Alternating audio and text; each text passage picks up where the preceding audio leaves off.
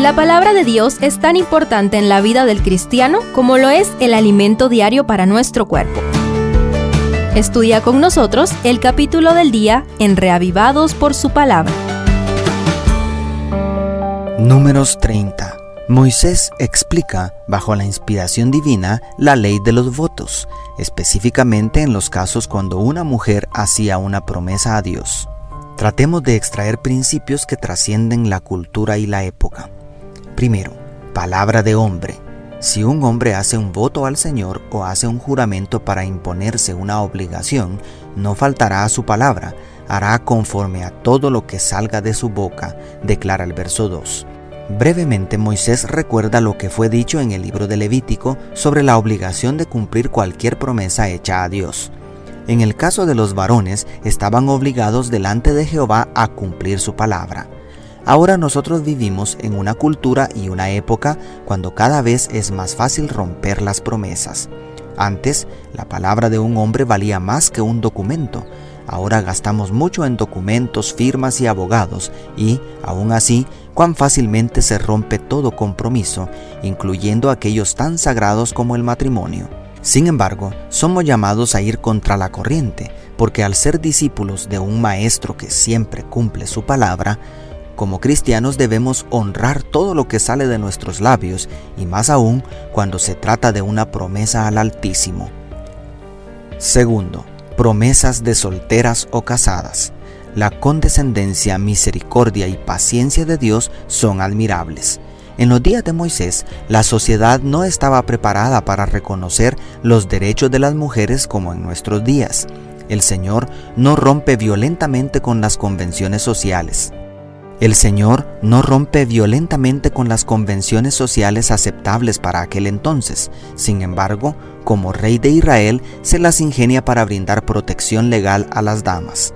Siendo que las mujeres no gozaban de los derechos civiles de la posmodernidad, ellas eran prácticamente una propiedad de sus padres en su juventud y luego pasaban a serlo de sus esposos. Entonces, esta ley otorgaba indulto a las mujeres cuyos padres o esposos decidieran anular sus votos a Jehová.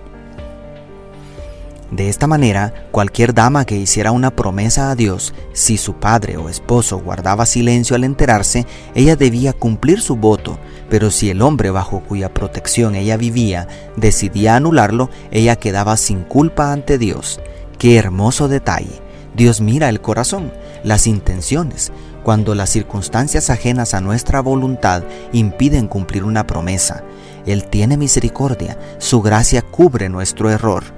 Pero cuando el esposo, padre, no decía nada el día que se enteraba y después impedía a la mujer cumplir su promesa, la culpa no era imputada sobre ella, sino sobre él. No olvidemos que su justicia es perfecta. Nadie puede burlarse de Dios. Lo que sembramos, eso mismo cosecharemos. Y tercero, votos de viudas y divorciadas. Pero el voto de una viuda o de una divorciada, todo aquello por lo cual se ha comprometido, será firme contra ella, declara el verso 9. Esta cláusula nuevamente revela la belleza del carácter de Dios, un juez imparcial y absolutamente justo. Las mujeres al enviudar quedaban bajo la protección de sus hijos varones. El primogénito tomaba el liderazgo bajo la tutela de ella y, por lo tanto, ahora gozaba de cierta libertad. Por lo tanto, a la hora de hacer un voto delante de Dios, era completamente responsable de cumplirlo como cualquier varón. Algo parecido sucedía con aquellas que recibían cartas de divorcio.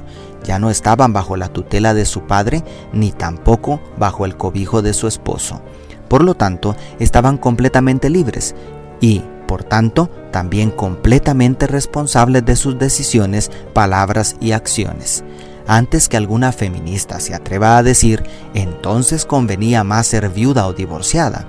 No olviden que en el contexto del antiguo cercano oriente, esa libertad también significaba, además de soledad, una vulnerabilidad social y económica tan terrible que las damas de aquel entonces consideraban la peor desgracia quedar viudas o ser repudiadas por su marido.